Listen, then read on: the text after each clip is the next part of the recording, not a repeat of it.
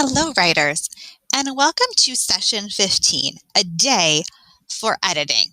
So I want to take a moment and talk with you about what you're going to do today. We've made it to editing our chapter. You've written an introduction, you've written a conclusion, you wrote your body. We're going to bring all those pieces together today. Later on in this session, you'll have a choice between handwriting or typing.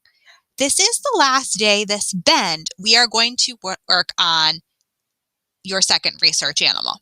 In our next bend, you're going to be writing about a new topic. So today we're not taking this all the way to a published piece. You may have the option to come back and publish this book at the end of the unit as we prepare for our celebration. But I want you to keep in mind today, you are not trying to publish your book today. You are just focused on editing your chapter. So what do we already know about paragraphs? We know paragraphs kind of tell us about one idea, and that as writers, we indent our paragraphs. You can see that here in this example to let the reader know it's a new paragraph. And that helps the reader chunk ideas in their brain as well. So this is what you need to know. Informational writers paragraph when information shifts from one topic to another. Each paragraph represents one chunk of the subtopic.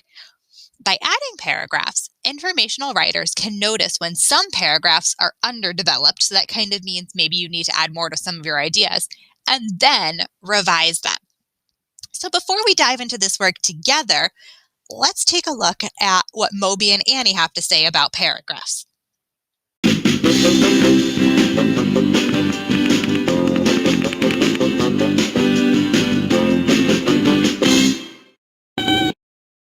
I just checked out all these books from the library. I want to learn everything about cheetahs because I'm writing a paragraph about them. What is a paragraph? A paragraph is a set of sentences about a topic. A book is made up of many paragraphs that work together to tell information or a story. Paragraphs can have a main idea and supporting details that back up the main idea. Before I start writing, I take notes and gather ideas. Now I'm ready to write a topic sentence. But what is a topic sentence?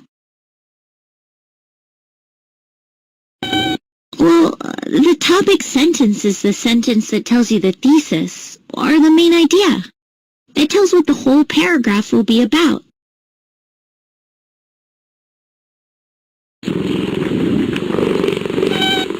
I want to write about how cheetahs run really fast. Cheetah can run as fast as a car. Cheetahs have special traits that make them the fastest animals on land. Now I have to add sentences to explain what makes cheetahs so fast. What are supporting details? Supporting details include information that backs up the main idea. They're sentences that hold up the topic sentence. Let me look at my notes. Cheetahs have long, muscular legs. They have long tails that help them turn. They have tough claws that grip the ground as they run. Unlike other big cats, cheetahs don't roar. They chirp. You're right, Moby. That last fact did not support my topic sentence, so I shouldn't use it in this paragraph. I still have plenty of facts here that back up the main idea, though. They have long, muscular legs. They have long tails to help them turn. They have tough claws that grip the ground as they run. Right. My sentences don't really flow together.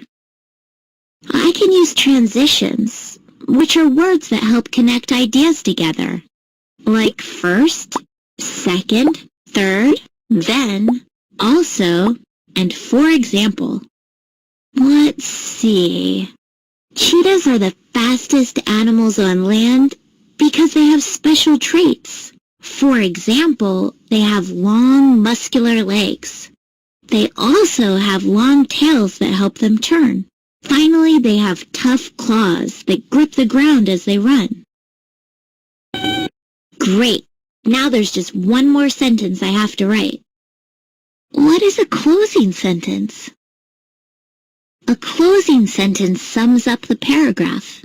It can state the main idea in different words, or it can be a thought that ties all the ideas together. All these special traits show that cheetahs are built for speed. What do you think, Moby? Now I'm almost done.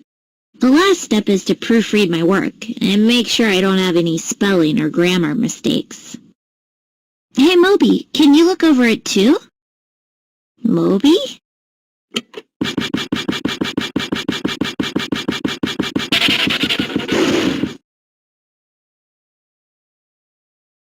Moby? So now that we've had that quick review, let's take a look at my entire chapter about a frog's life cycle. And I already went through and I put my introduction in I worked on 2 sessions ago, and I put in my conclusion from my previous session. So you guys ready? I'm really excited to share it with you. So frogs have an interesting life cycle. A frog can go through many stages before it becomes an adult and looks like a frog. Most frogs start out as eggs, then hatch into tadpoles, then become froglets, and then finally become a frog. Frogs lay many eggs at one time. They lay anywhere from 2,000 to 20,000 eggs. This is totally different from other animals, like the emperor penguin, who lays just one egg at a time. It can take 1 to 3 weeks for the frog eggs to hatch. Baby frogs are called tadpoles. When they are born, they do not have legs. When a tadpole becomes 6 to 9 weeks old, it begins to grow legs. Soon, the frog has 4 legs and begins to get larger. It's almost big enough to leave the water. When a frog is fully grown, it will find a mate. Although the frog experienced many changes from egg to adult, it made it. Now it can live a long, healthy life in its freshwater habitat. Okay, that did feel like a lot for one paragraph, though. And remember, this is our second bend. I really want to try to get to that multi-paragraph writing. So if I think about how I wrote my baby literary essays, one of the easiest things for me to start to do is pull my introduction into its own paragraph and pull my conclusion into its own paragraph.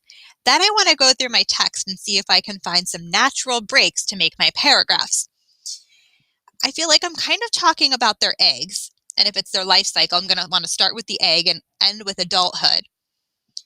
Then I've got a chunk about the tadpoles, and then when they're frogs. Okay, so I think I can chunk this into 5 paragraphs. So here's where I tried to put it into 5 paragraphs. So I've got my introduction that I made 2 sessions ago. It now stands on its own. My conclusion from our previous session, that stands on my own. And then I did my eggs, my baby frogs as they turn into tadpoles, and then I did when it's fully grown. What do you notice, though, even just visually looking at this? Yeah, I really think I've realized now that I chunked it, I need to talk about more about when the frog is fully grown. So I could go back to my notes. If I don't have enough in my notes, I can always go back to my research books, and I can even talk to my group mates if I need more information. So now, when I look at it, I feel like my paragraphs look similar in size, which is an important way to start. And let's reread this paragraph now. When a frog is fully grown, it will find a mate. The frog has 4 legs that can help it jump far. However, there is no more tail. As an adult, it will find a mate and the female will lay eggs. The process will repeat itself. Yeah, I feel much better about that paragraph now that I've added so much information. So now it's your turn. I'm going to read you this chapter about frog bodies that isn't turned into paragraphs yet. As I'm reading, I want you thinking, I'm going to give you a big clue. There's about 3 chunks of information here, and I want you to think about where we should separate it. Frogs have 2 nostrils, 2 eardrums, and 2 eyes. The eyes each have 3 eyelids, one of which is invisible. This third eyelid protects the frog's eyes when it is swimming underwater and helps keep the eyes moist when the frog is on land. Inside the frog's mouth are 4 teeth that help the frog catch and swallow prey. Frogs have 5 toes on each webbed hind leg and 4 toes on the front legs, which lack webs. During the change from tadpole to adult frog, the back legs develop before the front legs. Frog skin absorbs water. Because of this, most frogs don't drink water through their mouths. The frog skin comes in many different colors and patterns. Most frogs use their skin pattern as a form of camouflage, while other frogs, such as the poison dart frogs, have brightly colored skin that warns predators away. Most frogs shed their skin as they grow and they eat it. Ugh. All right, I'm going to give you 2 minutes to turn and talk with your club mates. What do you think the 3 chunks of information are, and where could we separate it?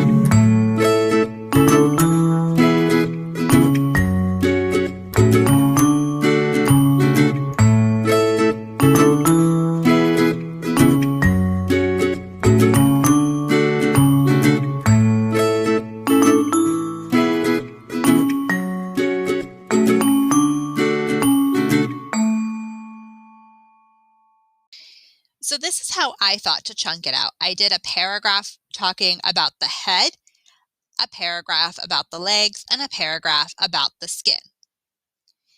But now that I'm looking at it, I might need to add more into that middle paragraph about the legs. It's not balanced like the other paragraphs. And I am totally missing my introduction and conclusion if this was a chapter. So good job in pointing that out, friends. Let's talk about your job today. So your job is to edit your informational chapter by separating groups of information into paragraphs. I know I'm successful when I find chunks of thought in my writing and I start new paragraphs where a new chunk begins.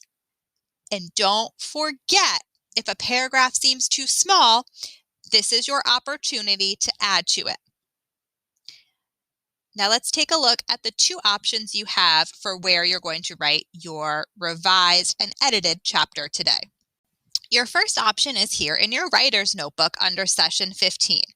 You have, again, your reminder of your job is to review your writing and chunk it into paragraphs. Add more relevant details to short paragraphs if they need it.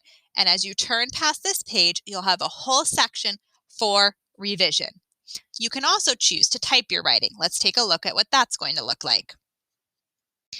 Your other option is to work on typing your chapter. So you do have a Bend 2 animal book. And it doesn't mean that everyone in your group has to type or everyone has to handwrite. This is just for editing practice today. Remember, we're not worried about having a published piece at the end of this session. So what you would do is you'd click on a blank slide, type your chapter title, and then start typing your chapter. Remember, if you choose to type your chapter, that you're going to hit tab to get that indent at the beginning of each paragraph. All right, so give me 1 thumbs up if you're going to handwrite today, and give me 2 thumbs up if you're going to go type. Remember, you have all this information to work with. You're going to need to look at previous sessions to pull your introduction, your body, and your conclusion together. And then if you need to, mark those those paragraphs that are a little bit too small and go find that information to add. I'm going to give you about 15 minutes right now to get started, and then we'll come back for our mid-workshop teaching point. Off you go.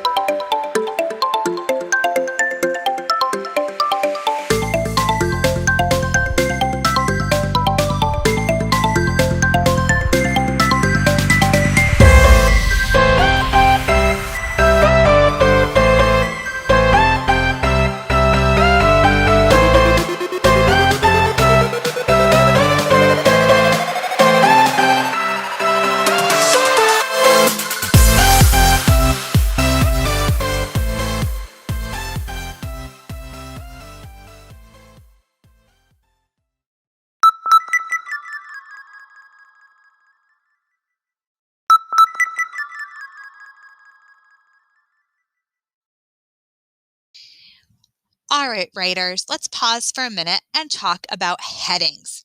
Headings can serve as an additional text feature for your chapter.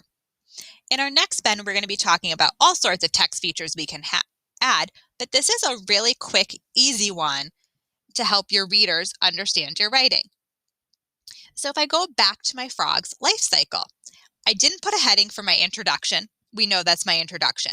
But I had already decided to chunk it into eggs, tadpoles, and adult frogs, so I added those as my headings and also just left my conclusion alone. All right, I'm going to give you about another 15 minutes to continue working, and then we'll come back for share.